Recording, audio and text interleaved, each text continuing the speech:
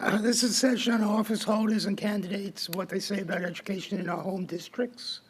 And we'd like to welcome the other class of LEC 100 and LEC 0101 that meet with us at the same time. Professor Rodriguez is back there. Wave. She's the professor there. And we should have more events together. And so what we're going to do is, let me explain the process. What we did was we had an assignment where students registered to vote, or if they couldn't, they explained why it was important to register to vote and why it was important to vote. Then students explored their leaders, the people in their home district who are in charge of the government, all the way up to the White House, of course, the leaders. And then we made PowerPoint presentations on candidates or office holders that the students selected themselves in their home district. And we created the PowerPoint. It has 100 slides, and I hope we'll get it done in 40 minutes, and plenty of opportunity to ask questions. And if you want to ask questions, just go over to the microphone and remind me your name again. Nicholas. Nick said that you have to put it on, the microphone on, if you want to use it.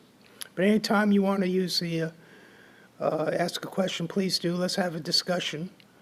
Now, oops, too far. Went back too far, excuse me. Previous, okay. So the methodology we used the students selected their own candidate by using something called BALLOTPEDIA. And BALLOTPEDIA you put in your home address and tells you who your leaders are. And they looked through who the leaders were, and they chose one. It was their independent choice for the candidate they were interested in. And then they looked for materials that it looked at. They put in a search engine, or they found the homepage of the campaign for those candidates or office holders. And they did a search on the word education or school on those pages. And if that didn't turn up so much, they did a Google search on to find pages, put the candidate and education or schools, and see what that came up. And then we used something called CoPilot. Do you know about CoPilot? Have you been using CoPilot? It's free at the university. And if you want me to show you how to use CoPilot at the end. And that turns out to be a pretty easy way to find out information. So when you put in the name of the office holder on education or on in schools, you get 3 or 4 statements that tell you what they think. So they gathered that into PowerPoints. Now, I understand that people are shy, and they don't want to come up here and introduce their candidate, their slides, to you in a large audience like this. So if that's the case, I will do it. They just don't get 10 extra credit points. So it's called the carrot. No stick, just a carrot, if they come up and do it. And that's what we'll do, and we'll go through the slides. And if you have any questions, please stop us. Okay, I think some people are eager to come up and do it and make a presentation, and some aren't, and that's up to you. You can decide for yourselves. Any questions before we begin? Well, if a friend of mine was here who is a local wasn't a local elected official, she would say we should start with local elections, because that's where the action is. But we started from the top, from the president, and we're going president, then we're going to go Congress people, then we're going to go our governor, then we're going to go our state senators, and then state reps. And there'll be, I think, 19 presentations. But I'll start off with, first off, we'll start with Kamala Harris now. And that was done by Madeline. Madeline, you want to come up and talk with me about it? Thank you, Madeline.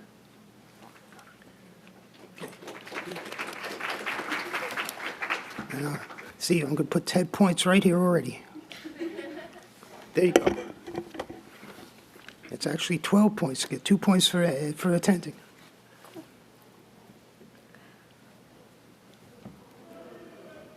Okay. I did my project on Kamala Harris. She is the current vice president, and she's running for president. Kamala Harris, vice president, her district is in California. She's from California. She was raised in the Midwest until high school. Her family moved to Montreal, where she graduated from a public high school, so she always went to public school. She attended college, a couple of colleges, and graduated with a political science and economics degree, then attended University of California, and went on to become a district attorney for California. As far as pre-K through 12th grade education goes, she has shown support for granting public preschool to families, which isn't currently always accessible in every district. And in the recent presidential debate, commented on Trump's plan to defund the schools and preschool programs, stating that, quote, "We are not going to let him end programs like Head Start that provide preschool and childcare." She's also listened to older students concerned about gun violence in schools and has planned to implement red flag laws, which can get guns out of the hands of people who shouldn't have them. As far as college students go, she tweeted that almost all students understand the struggle of student loans and that she thinks it's time to make college tuition free. She has repeatedly expressed interest in forgiving student debt and advocated for eliminating the need of four-year college for some government jobs, which could help eliminate or bring down debt so that people can start a career and then go to college later when they have the money for it. She's also shown support for teachers. One moment being during the Los Angeles teacher strike in 2019, she tweeted out her support and supported their want for, or their need for improved student conditions, smaller class sizes, more counselors and librarians. She also stated that as president, she will increase teacher pay by 23%. Okay. Thank you very much, Madeline. Any questions for Madeline before she goes back? Any questions? Good. Any questions? Okay, good, thank you.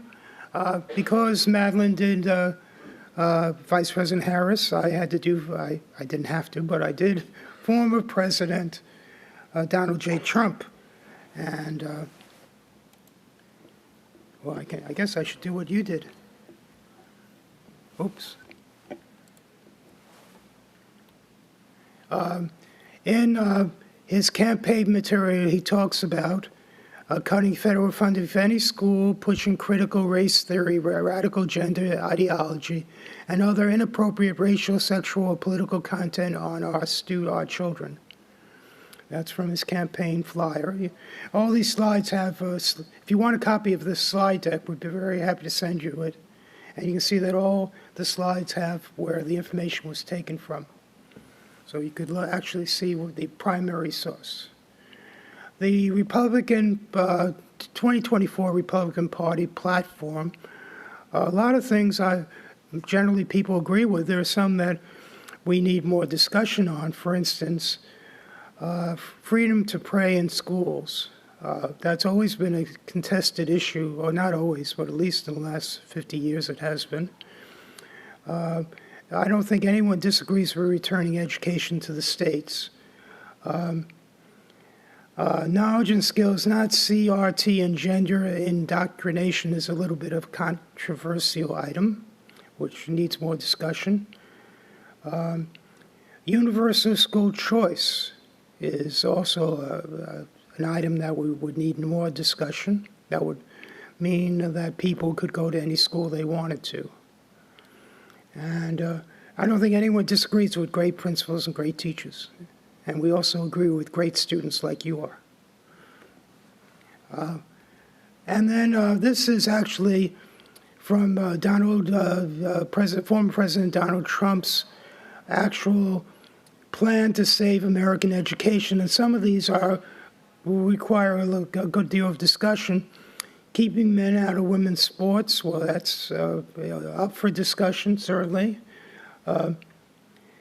Veto the sinister effort to weaponize civic education. This is one that, let's see, one of these. All right, it says, you probably can't read it as well as I can, but look down, 6 items from the bottom. Create a new credentialing body to certify teachers who embrace patriotic values. That's one for Dr. Rodriguez, and I would have to think about that one. Who embrace patriotic values and understand that their job is not to indoctrinate children, but to educate them. Here's one that I think anyone who's interested in becoming a teacher should consider. Abolish teacher tenure for grades K through 12 and adopt merit pay. They also require a great deal of discussion. So those are his, just some items about education. Then J.D. Vance, who's the candidate for vice president, U.S. vice president, on his campaign page, it says, J.D. believes in empowering parents and students through school choice and improving public education to ensure every child has the opportunity to succeed. School choice is controversial, so we'd have to have discussion about that. This is a YouTube discussion on the universities as the enemy. If you want to see it later, if we have time, we could put it on. It's very interesting, and it does talk about the nature of higher ed. So it would be interesting to have a fuller discussion about. And these items, I think, are interesting too. Studies now show that working class boys like me, like J.D. Vance, you may know, I don't know if you know, he wrote a best-selling book called Hillbilly Elegy. Has anyone ever read it or seen the movie?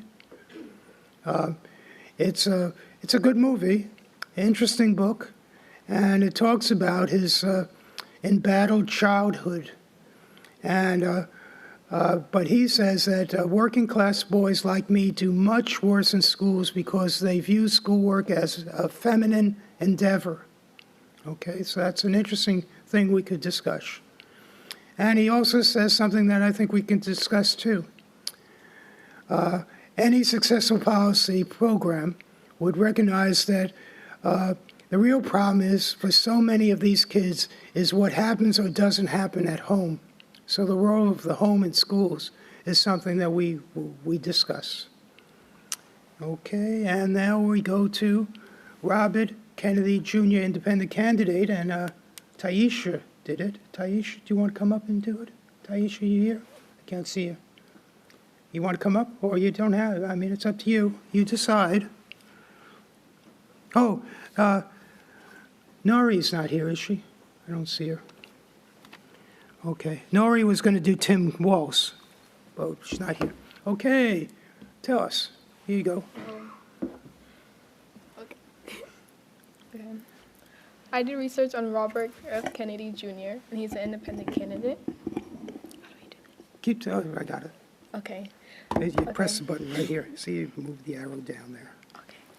Okay, he supported Biden's student loan forgiveness. However, he thought the plan would be doomed from the start, so he didn't offer much support.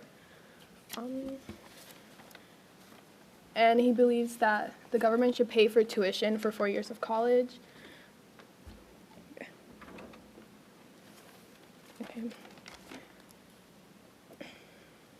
He believes funding higher education is an investment for America's future. Okay, that's good. Well, thank you very much, Taisha. It's very. Take your phone. Yeah. Oh. Thank you, Taisha. Any questions on Robert Kennedy? Or I should have asked for J.D. Vance and President Trump. Any questions on those? Okay, so now we have Kylie. Do you want to come up, Kylie? Good. Thank you, Kylie. Lovely picture. Look at that picture. I know, right? What a stunning guy. Yeah.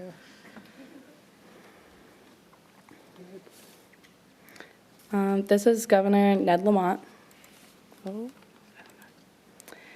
Ned Lamont is the 89th governor of Connecticut. He started his first term in January of 2019, and he started his second term in January of 2023. He's a part of the Democratic Party, and he resides in Greenwich, Connecticut. He's 70 years old, and he went to Harvard and earned a Bachelor's of Arts in Sociology and a Master of Business from Yale. He believes that every student, no matter their family income or zip code, deserves an access to an education that prepares them to lead for successful careers.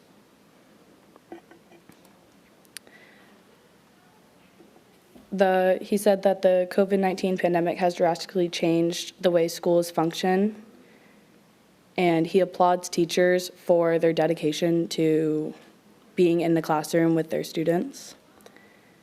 He also said that all too often our young people find themselves too distracted by their smartphones and disconnected from reality. He believes that having cell phones in classrooms should not be allowed, and he is working to get them banned in schools. Thank you very much. Any questions about our Governor, Ned Lamont? So next person would be Ava. Ava, do you want to come up? Okay, I'll do it.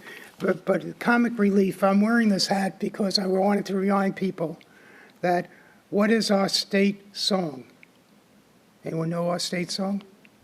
You know, Yankee Doodle Dandy. This is my interpretation of Yankee Doodle Dandy's hat, riding on a pony. Okay, and I'm wearing, this outfit is to remind you to vote, right? Red, white, and blue. Red, white, and blue. Reminds you to vote. Get out and vote. I'm doing this for Ava, who looked at Chris Murphy, who you know is walking across Connecticut. He always does that every year to meet the people. Chris Murphy. Okay. Chris Murphy, you see, is a New Yorker from White Plains. He grew up in Wethersfield. I guess he was born in, which is not too far from each other. I guess White Plains and Wethersfield are pretty far apart. Youngest senator elected in 2012. Attended Williams College in Massachusetts before enrolling in UConn Law. And he currently lives in Cheshire. Okay, anyone know? Anyone know him? Have met him? I've met him. Anyone else meet him? Okay. He very much, because if you can see his, he was first a congressperson from that district, District 5. And that district includes Sandy Hook, right? So one of his major issues was gun control. And he actually worked to create a law that went through, one of the first laws, because it's very hard to get through Congress, a law for gun control. He actually got people to buy into gun control. Very active in foreign policy and human rights, active in healthcare, mental health, climate change, and environment. But the question is, what does he think about education? Let's see. Nothing there on education, but a lot of other good things. Here he goes, education, statement 1. Thank you, Ava. Every student in America should have the opportunity to receive a high-quality education from early childhood through college, regardless of race, zip code, or learning ability. Education is important to me. My mother was a teacher. My wife works in education. And as a parent of 2 school-age boys, I spend time helping with homework and attending parent-teacher conferences. So, young family, very much into education. I believe high-quality education for all students means ensuring classrooms are diverse and reflect the variety of backgrounds children see in their own communities. Very important things. And one of the youngest members of the Senate, I spent a lot of time focusing on ways to make it easier for students and families to pay for college, as well as ensuring that all students leave secondary education programs better off than started. We need to revolutionize the way we think about must be higher education, right? Yeah. Okay, good. Statement number 3. And here are citations. Thank you, Ava, for the citations. And here we have someone who's running against him. Shannon, do you want to come up? Okay, I'll do this one too. Matthew Corey, who I actually did some research on too, like Shannon did. We didn't know who actually had it, and someone else had it. It kept floating around. He's an interesting character, an interesting person. He's running in the U.S. Senate, especially in District 4. So you can see, do you know what they call that part, District 4? Up here in eastern Connecticut, we call that part the Gold Coast, District 4. Greenwich and Fairfield, and where there's a lot of money. We call that the Gold Coast. District it's made up of 17 different towns and cities in the southeast side of the state, so District 4. So he's running, that's his home base, but he's running for senator. That means he represents the entire state, right? It's very confusing, and it's easy to get confused. He's running for the United States Senate for the state of Connecticut. We also have a state senate in Connecticut, so that gets confused. Here, he's a businessman and a politician from Connecticut, and that's what I picked up also. He owns a bar. But actually, he owned a bar, and now he's renovating a new bar. But he's interested in owning a bar and that stuff. But that's fine, because his major business is currently, I don't think you have it here, but he works on office cleaning programs. People who work after hours in office buildings. That's his major business now. He's a veteran, been in the Navy, all-around nice guy. What does he say about education? Give families the choice to enroll their children in the public schools, charter schools, or private schools they feel could help the child's future. Okay? Provide a tax credit for families who homeschool their children. This is something we need to discuss, right? Because that would have a major effect on public education, perhaps, right? Eliminate the Federal Department of Education and return power to the states and local government. The future of education envisioned by Chris Murphy, who proposed legislation to ban school resource officers,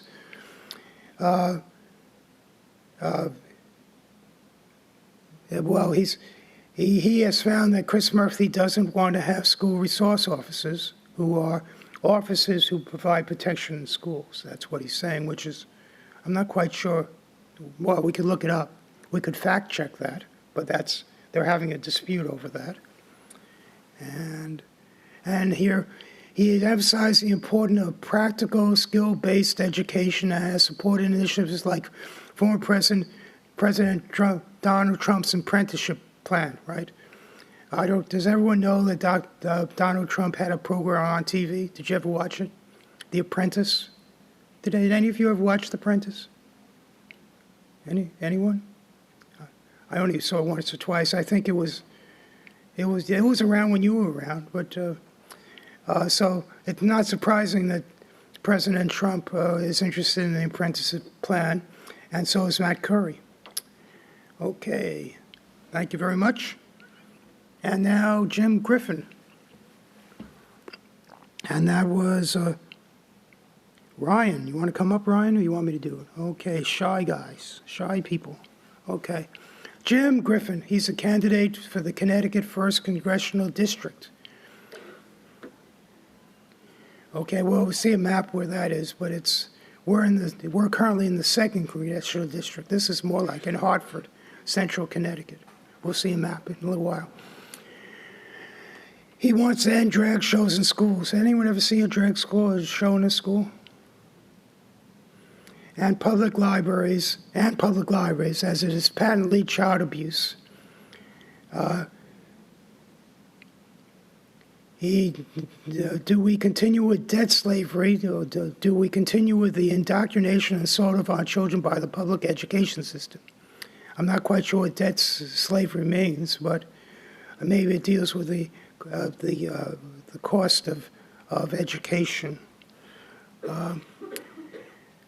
Let's see. It mentions the importance of providing additional funding for education, including teaching and technology.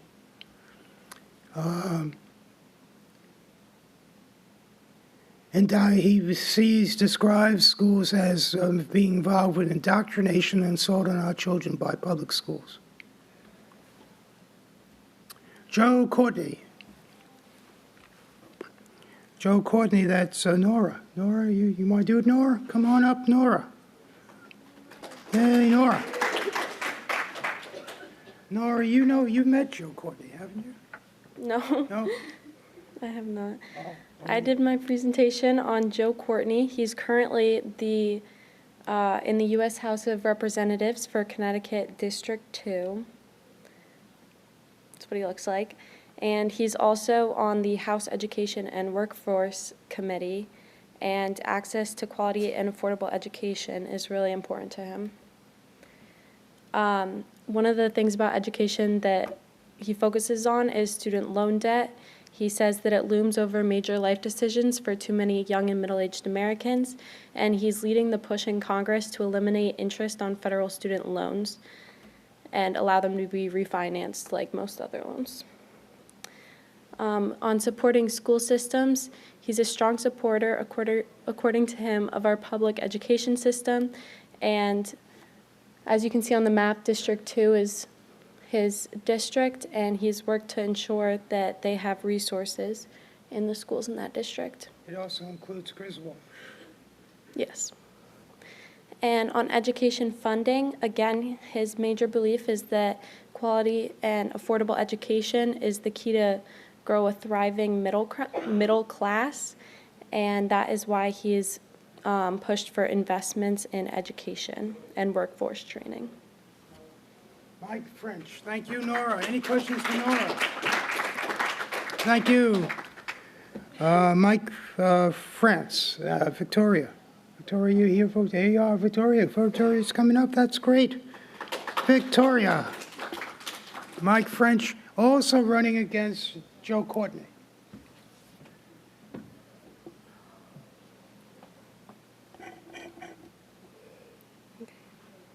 Just, you got it. And yeah, you can click up there if you like. Should go. Does it go? Use this arrow here, right there. Okay, I researched Mike France. Mike France is a retired naval officer and former state legislator who is a community leader and engineer. He grew up in South Carolina and dedicated his entire adult life to the service of our nation. He is a Republican who is part of the 2nd Congressional District. What does he think about education? The first statement he says is, since the family is irreplaceable, government should do nothing that weakens that bond. Yet on all sides, an entrenched and unelected bureaucracy undermines parental authority and the traditional family structure. This bond between parents and their children extends necessarily from the home to their school as a critical part of the successful completion of their child's education. He also said the woke education establishment and its defenders have tried to deny what they're doing and to denigrate their critics. Now they are embracing the absurd position that educational decisions are too important to be made by parents. And his final statement was, but the modern education establishment, intoxicated by its assumed expertise, has begun to see parents as a barrier, not a source. Academic enlists believe they know what's best for our children, and they are looking to push parents out of the way in order to impose their vision. Thank you. Thank you very much. Any questions about Mike French or to Victoria? Okay, let's see. So now we have Elizabeth Liz. Do you want to come up? Are you here? Elizabeth, are you here? No? Okay. And not here, but I will do it. Now, Elizabeth looked at Mary Sanders. Sanders or Saunders? Do you want to come up? No? Okay. And she is, you notice that she's, we had Joe Courtney and we had Mike France, right? Mike France, right? And now we have Mary Sanders, or Saunders, and she is in the Green Party. Okay, do you know about the Green Party? It has environmental, focus on the environment. And she says she's committed to seeing equitable, Liz found that Mary Saunders said she, from Ballotpedia also provided that information, committed to seeing equitable investments in marginal communities that include healthy living environments, quality education, workforce development, employment, and other economic opportunities. The Green Party supports education and lifelong learning and advocates for free community and state colleges, workforce development programs, apprenticeships, and other vocational training programs. In particular, at the Voc Tech high schools and two-year colleges need to be invested in. Okay, the Green Party. And Mary Saunders promotes the development of comprehensive early childhood ed programs that address not only academic skills, but also social, emotional, and physical development. Good. Any questions on that? Thank you, Liz, for researching that. And here are the references. Okay. Now we have District 3, another Green Party member, Emily. Emily, here, you're here, Emily. There you are. You want to come up? Okay. Another Green Party member. That's interesting that we get to see two Green Party members together here. Okay. Now we get to see the districts here. This is District 3. It's around New Haven, right?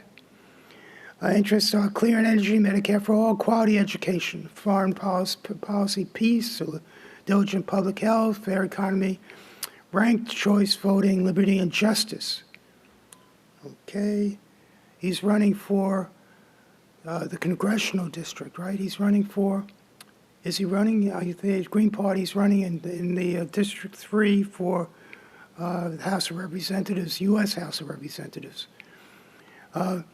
That gives you a background. He's a member of the Green Party, Connecticut, of Physicians for National Health Programs. And he believes, he advocates for policies that ensure equitable access to education for all children. And he believes in investing in public education to provide the necessary resources and support for students and teachers. And he advocates for progressive equitable funding through progressive taxation. All schools, regardless of the location or the wealth of the surrounding communities, should have equitable resources per student. And he thinks that there should be consistent quality of education across the country, and he making sophisticated metrics that will assess the quality of education, identify underperforming schools, and instead of punishing the schools, he will propose more funding and guidance to improve their performance. That's Justin Pagliano. And I guess I did that one. And now we have Johanna Hayes. Katie, want to come up? Good, Katie. Katie's coming up.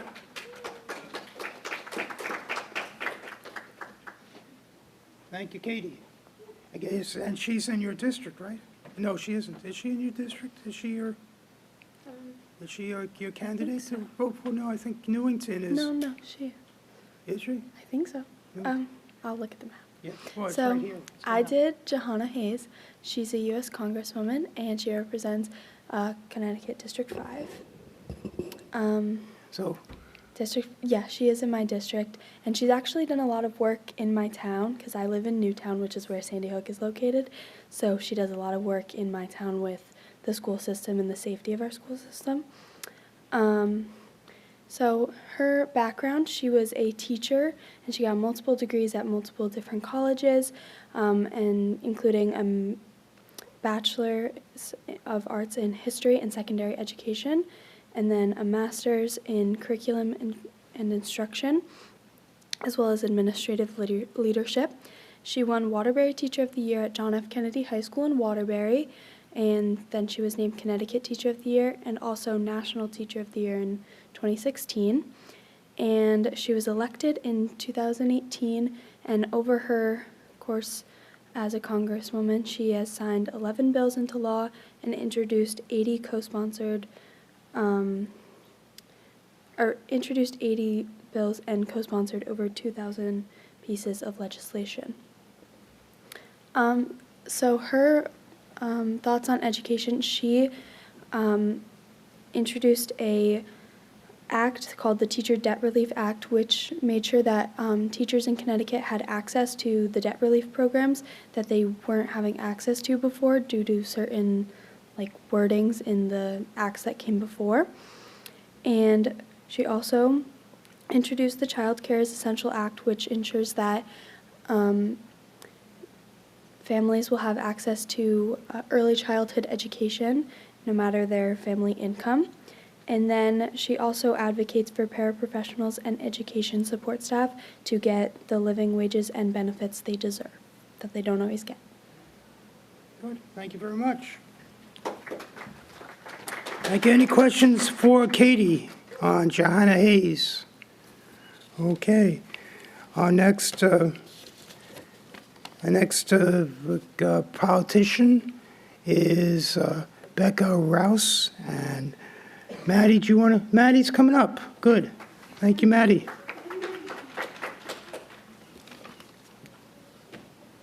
So you can use that button there if you want. Okay. Hi. Now, please note Massachusetts, okay? That button. What happened? There it goes. Use this and click there. Okay. Becca Roche is originally from New York and attended, I don't know how to say that, Brandeis University, Northeastern School of Law, and University of California, Berkeley School of Law. She was elected on November 8th, 2022 to the Massachusetts State Senate and is currently running for re-election. Is that your district? Yeah. Oh, yeah. What town do you live in? Foxborough. Oh, yeah, Foxborough. Everyone knows where Foxborough is, right? So 3 things that she said is high-quality public education system is the foundation of every thriving community.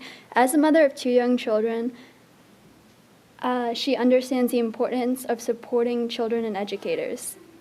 And then she also said that she was proud to support the Student Opportunity Act, a landmark education reform bill signed into law in 2019, which fixed Massachusetts' outdated education funding formula and poured an additional $2 billion per year into our Commonwealth schools, especially our highest need districts.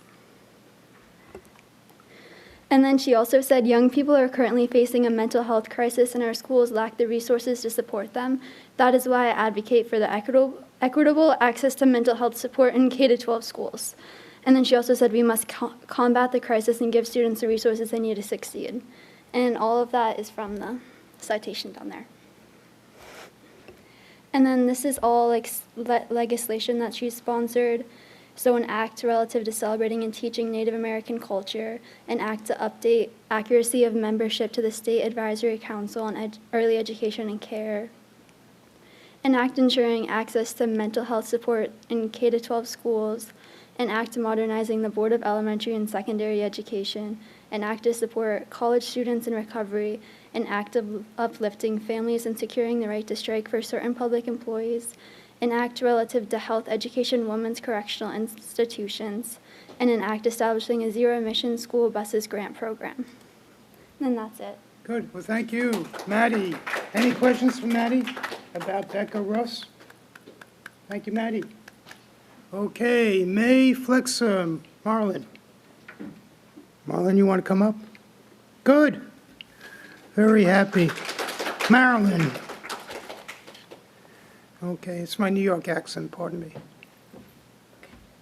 So I did Connecticut State Senator May Flexer. Who is the state senator here, right? And this is our district, her district. How do I pass? There you go. Okay, for the first policy, Connecticut Senator May Flexer has always been a strong advocate for education throughout her career.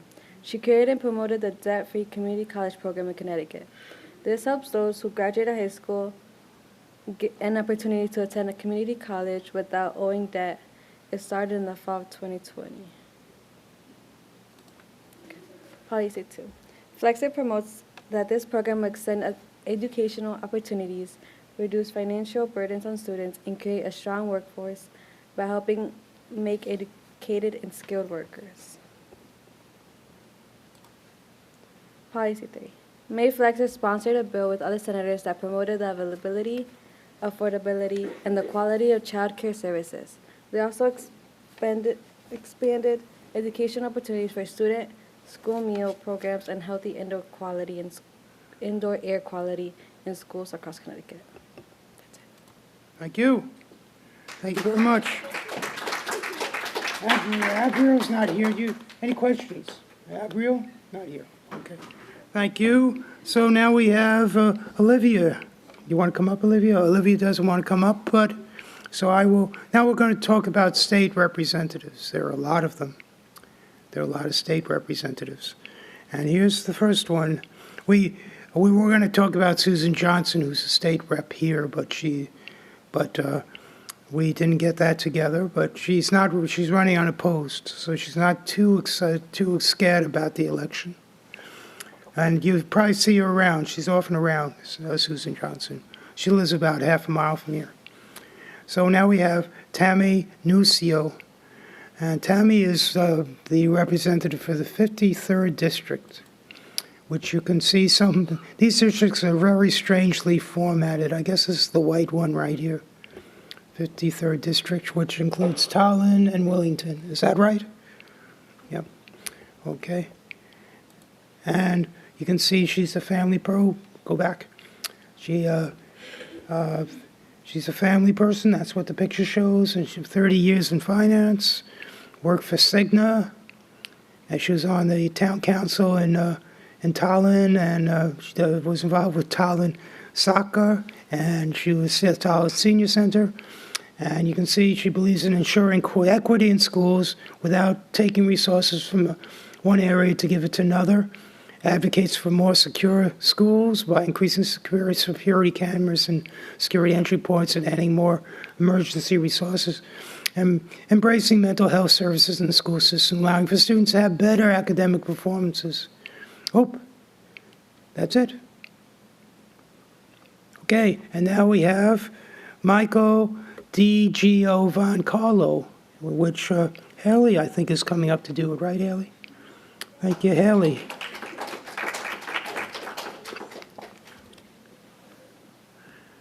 Haley knows?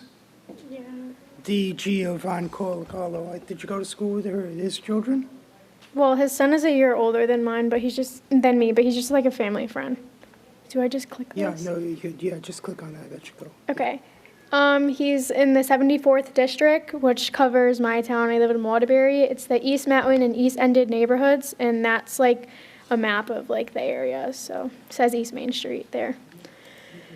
This is a family picture of them. So he lives in Waterbury with his wife and 2 sons. That was the last slide, but he's serving his 2nd term. In 2021, he became the first Democrat to represent the 74th District in over 20 years. He serves as vice chair of the Public Safety Committee. He's an 18-year veteran of the Waterbury Police Department, and currently he's a community relations officer. And he's been on the Waterbury Board of Aldermen for the past 8 years, and he's been the president for the past 3. This is straight off of his personal website. So he passed a bill for an additional $25 million education funding for Waterbury over the next 2 years, and he invests in childcare, increases funding for local schools and special education, and expands student loan programs and debt-free community college. That's it. That's good. Thank you. Any questions for Haley? Okay, and then we have Michael Quinn. Allie, do you want Allie here? Is that not here? Okay. So I guess you have to do it then, huh? Allie did Michael Quinn, who's state rep in 82nd House District. Attorney, Meriden, must be Meriden area. And there's the district. It's outside of Meriden. It's 91, it doesn't quite get Middletown, I don't think. I've been lost in that area many a time. Connecticut's current education funding relies heavily on property taxes, which is problematic for towns with high tax rates and low property values. These funds often get used up by high cost of special ed, which is more common in these areas. And that's true about Wyndham also. So he's in favor of changing the formulas. We need to prompt college students to become teachers by offering grants and loan reductions for those students who do become teachers and are willing to stay in a certain school district for a certain amount of time. We like that. Our high schools need to do a better job of preparing non-college track students by equipping them with vocational and financial skills necessary to join the workforce. I strongly value skill-based learning. Sometimes something needs to be done. Okay, and that's Michael Quinn. Okay, Leslie Zupkus, is that right? Ryland? Zupkus. You want to come up? Okay. So Allie's not here, right? But Ryland is. Okay, but doesn't want to come up. Leslie Zupkus. She is, those are her districts. Boy, it also includes part of Waterbury, too. Boy, that's interesting. It must be a strange-looking district. 89. Where's 89? Oh, is that? It's the white, I think. The white one right here? Yeah. Prospect and Naugatuck. Okay. Down here. Oh, it's this line here. It's this line here. That's right. Oh, I'm tracing it. You can't see it, but it's a big area right in the right between 131 and 103 and 114. She's been elected 12 years. Serves on lots of committees, and cognizant of all matters related to the Department of Education, and she supports the best possible education for children of all backgrounds. And the one-size-fit approach to education is working. Many of our kindergartens with third graders are reading at proficient levels in high-performing districts across the state, that yet these districts are denied waivers. There's a right to read legislation that she's been promoting. Thank you very much. And Billy, you want to come up? Yes, Billy's coming up to talk about Sarah Kite. Kit. Do you know her? I went to school with her child. Oh, good. So, yeah. So I did Sarah Kit. She's the state representative for the 134th district, which is Fairfield and Trumbull. I didn't have a picture of it, so I just want to say that. She was elected in 2022. She actually only won by 10 votes, so pretty cool. These are some of her policies or what she did concerning children and education. She piloted, some of the notable things is that she piloted a new child care program, established the Education Mandate Review Advisory Council to review proposed and existing mandates on local boards of education. She capped the amount of money all districts pay to send kids out of districts, saving millions of dollars, which districts saving millions of dollars for local schools. It require the State Department of Education to provide school districts with like an estimate of next year's funding so that they could budget better. She also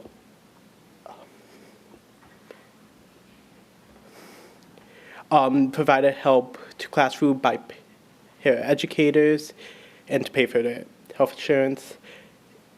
Expanded state-backed student loan programs for students who are under 18, invested in nonprofits that assist students with college and financial aid preparations.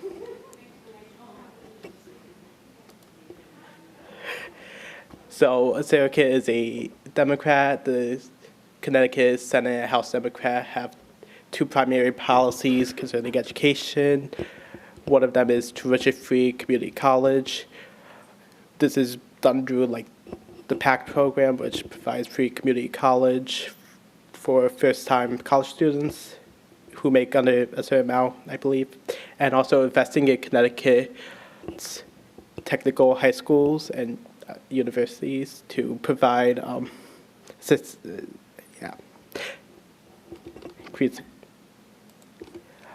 she's also endorsed by the Connecticut Education Association. She has a 94.8 legislature score.